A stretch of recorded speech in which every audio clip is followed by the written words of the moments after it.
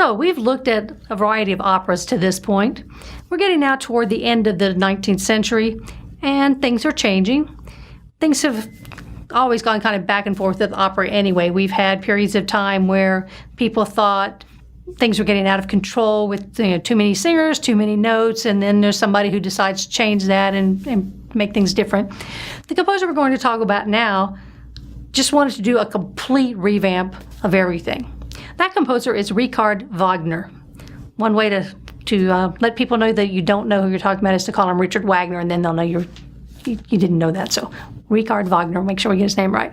So he's a German composer, and he had a very interesting life in itself, and you can look at the page that I give you that tells you all about the life of Wagner. But basically, he was very much interested in opera being what he called the total art work. It has a big fancy German name, which you can read. But he wanted it all to work together. So instead of having acting, singing, costumes, scenery, orchestra, all sort of being their own independent things that kind of got thrown together in a mix at the end, he wanted everything to be created together and be in a really unified approach to telling the story.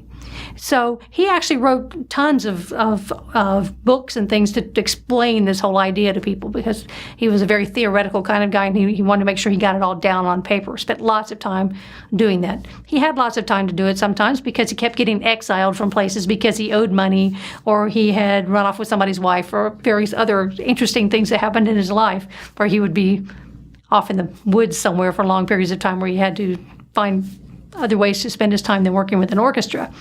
So he came up with this idea of the total artwork. And then he just really throws out the whole idea of the thing being called opera at all. And so what we properly should call Wagner's works are music dramas, because that's what he called them, music dramas. He wanted them to be equal partners. So the music and the drama are really a team. So there are a lot of things that he did to create that. One of the things is that we really no longer have any sense that this is recitative and this is aria. That's already been blurred quite a lot, even up to this point. But now, there's just really not a section where you can stop and say, okay, here's an aria, let's excise that. And I, the opera singer, can now go do a concert somewhere and I can just sing that piece of music. If you go to a vocal recital, you see that a lot. You will hear an aria from a particular opera. But you're rarely going to hear anybody singing bits out of Wagner, because the way he composed it, there are no bits. It all just kind of keeps going. In that respect, it's almost Baroque, because it's this continuous melody that just keeps going. And so there is no stop this and take this out and put it over here and do something else with it. So that's one really obvious thing about Wagner's music dramas. The other is that the orchestra is not just the support for the singers. There are many places in a Wagner production that the orchestra is it. Probably the most famous one would be the Ride of the Walküres, which is part of the set that we're going to be looking here in just a minute. Everybody, dum dum dum dum dum dum dum dum dum dum dum dum. Yeah, everybody knows that tune. It's been used in a zillion movies and commercials and everywhere else.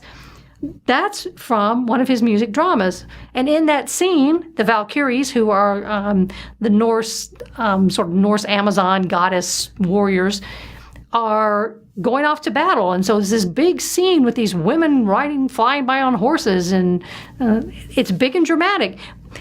Think about how less dramatic it would be if we didn't have that great piece of music accompanying it. So, and actually they're singing with it, which if you get to see it, it's kind of interesting, because they're all singing something like, ahoy, ahoy, ahoy, ahoy. There are no real words. It's just sort of this battle cry kind of thing, which we don't usually hear when we hear that piece, because we just hear the orchestral version. But that kind of illustrates how he incorporated the orchestra into it.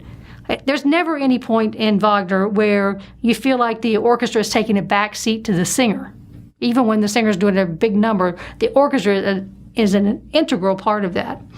One of the ways he makes that work is through the use of what he called Leitmotif. A leitmotif is basically a little thematic element. Some of them are longish, some of them are very short, but what they do is they represent something. They might represent a character. They might even represent a particular aspect of a character's character, no other way to say that. So if we have the character Siegfried, and Siegfried is a heroic character, then we might have a leitmotif that just represents his heroism. And then we might have another one that represents Siegfried as a love interest or something. So even one character of the story can have multiple leitmotifs. The leitmotifs also represent actions. So in the excerpt that we're going to watch, an important element of that is putting the characters being put to sleep. So there's a sleep leitmotif that's da da da da da da da da da. It's just this sort of very repetitive descending line that suggests falling asleep. So there are hundreds of these leitmotifs in any Wagner production, and there are people who spend their whole lives doing nothing but studying these leitmotifs. Obviously, for the purposes of this, you don't need to know all of that. But it's useful to know that these ideas are out there. So he takes all these theoretical things he's come up with, how to make the orchestra more integrated into it, how to get rid of that whole aria recitative thing, how to incorporate the leitmotifs. And so he needs a big project to showcase this new idea. He had already been successful with some of his other operas, which were still operas, that were based on German folk tales or heroic characters from German history, and those have been very popular. So now he's going to come up, he's going to do the thing he really wants to do. And that resulting product is what we now refer to as the ring cycle. All right, so we have what we call the ring cycle, which comes from an element of the story, which is the ring, the one you wear on your finger, of the Nibelungen. And the Nibelungen are these underwater creatures. So there are 4 music dramas that make up this set that we call the ring cycle. The first one is called Das Rheingold, or the Rheingold, the Rhine River and gold for our ring. The second is Die Walküre, or the Valkyries, which is what we're going to watch a little bit of. The third one is Siegfried, who is a character who ties all the stories together. And then the final drama is called Götterdämmerung, or the Twilight of the Gods, where we have sort of the ending and all the loose ends that we've had tangled up for the last several nights come together. So those are the 4 music dramas that make up the ring cycle. Each of these music dramas lasts like 2.5 or 3 hours. So obviously you don't go one night and get the whole production. Normally it's done over about the course of a week, so you would go for a couple of nights and maybe take a night off and then come back for a couple more nights. Think about this from the point of view of the singers. If there's a character that actually goes through the entire production, that is a lot of singing. And Wagner is not easy singing either, because you're mostly singing over a full orchestra, so you really have to project. It's a lot of very powerful music, and it's not that it's not melodic, and it's not that it's not beautiful, but because he uses so much chromaticism and unusual harmonies, you really have to work hard to get everything in tune and work in the right way. So long-term production. Now, where's he going to do this? Now, Wagner, he was a pretty good salesman. Even though he kept getting in trouble, he made a few good friends.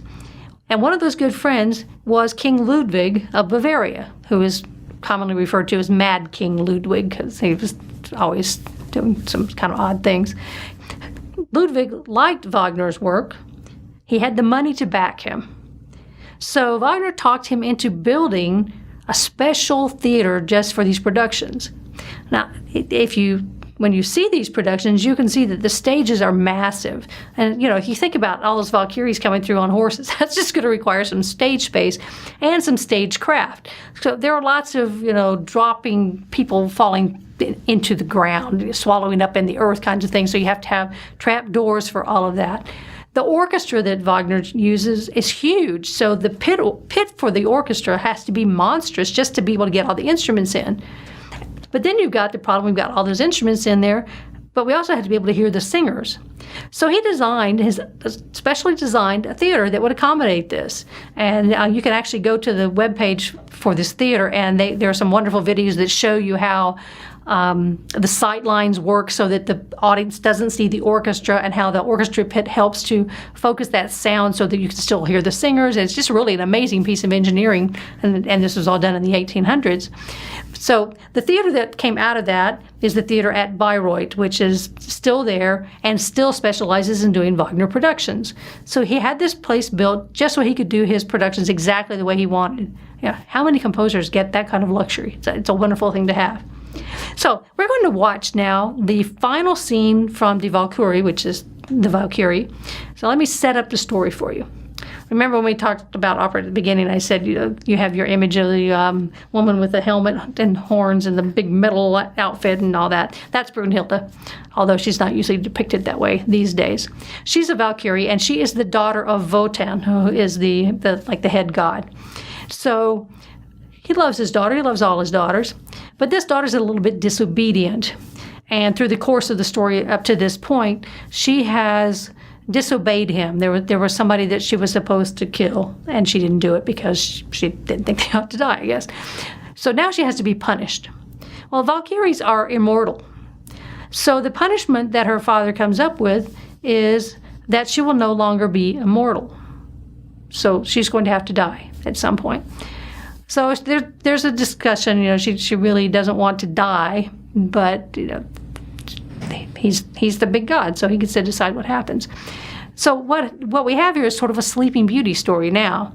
So she convinces him to put her to sleep, not in the sense of putting her dog down, put to sleep, but just really that she's going to sleep. And what he says is that the first mortal who comes along will be able to claim her, and then that's when she will, lose her powers. So she says, well, at least make it so that whoever it is that comes to get me has to be a hero of some sort. Make it hard for them to get me, at least, So if you think about Sleeping Beauty with all the brambles around the castle, that's how they kept out everybody except the worthy prince. So what he does instead is builds this ring of fire around her. And only the one who's supposed to rescue her will be able to get through that fire. So in the music itself, we have a leitmotif for that fire. It's called the magic fire music. So it's like, it's a very busy sort of jumping up and down sort of sound. We also have the sleep leitmotif because he's going to put her to sleep. And then this is actually the end of this particular drama, and they're going to leave her there until the next one where Siegfried comes along so he can save her. So he basically lays his daughter out on this massive stone, creates his giant ring of fire, and then goes away. And that's the end. Which is, if that was the real end of the story, that would be rather unusual. So I want you to watch this. It's a very powerful production, and I like the actor who's playing Wotan here. But listen for themes that keep coming back, because you may not know which leitmotif they represent, but if you think about what's happening on the stage at the time, and maybe see if it comes back again the next time something like that happens, you can start to associate those things together. Again, people spend their entire lives studying Wagner leitmotifs, so we certainly don't need to have that sort of expertise. But if you start to recognize some of them, that'll be really interesting for you. And if you like the production, I bet you can watch the entire 4 nights worth on YouTube if you are so inclined. So now go watch the final scene from Die Walküre, where Wotan and Brunhilde end things for them.